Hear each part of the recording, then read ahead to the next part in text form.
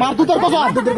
আচ্ছা লোক যদি আবার আয়স একবারে কেটে মার দুধন কাছে কত টাকা আজীবনে খায়া তো আসবো আপনার দেদার আল্লাহ যেন আপনার কোনোদিন কোনো ক্ষতি না করে। আগে দুইবার ক্রসফায়ার করা লেগেছিস তোরা মেরে লাইতে এসে তোমার নতুন এখন আজকে সকালে খবর পাইছি তোরা কন্টাক্ট পাইছি আমরা রেডি হয়েছি সকালে কন্টাক্ট পাইছি খবর পাইছি আমরা রেডি হয়েছি।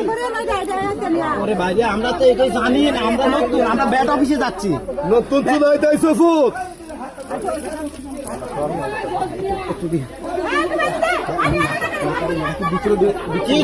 না না না হালকা কয়েক হাজার আছে বুঝাই তোরা শৈল